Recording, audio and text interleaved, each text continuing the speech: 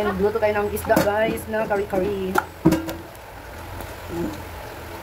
Yan, kari. Haluan natin ito. Lady finger and tauho. Yan ang ating taho. Ayan, at yan, lagyan natin ng coconut cream guys. Ganito na magluto ng kari dito guys sa Malaysia. Yan, ito lang takip. Ayan. Tapos, ito guys.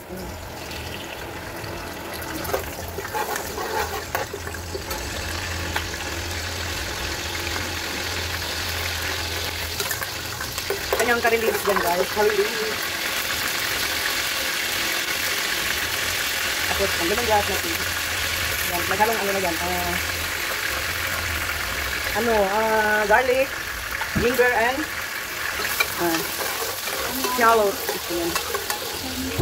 So, yan ang kanyang aroma guys. You smell the aroma is good. At ito ating tomato ay mamaya na ito guys natin ilagay.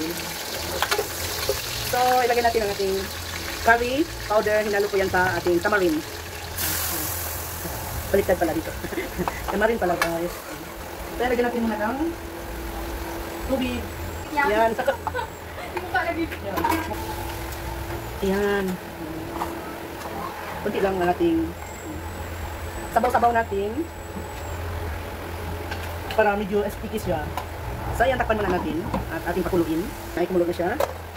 So, ilagay muna natin ang ating, yan, lady finger. Ang ating okra guys, ayan, hindi ko na yan tinutol, ganyan lang yan siya. At ito, ang ating tomato, at yan, meron na yan siyang salt, sugar, and ajinomoto guys.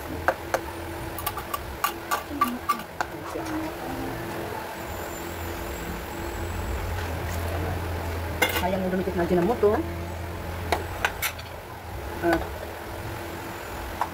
Pagkatapos ay ilagay na natin ang ating isda. Ayan.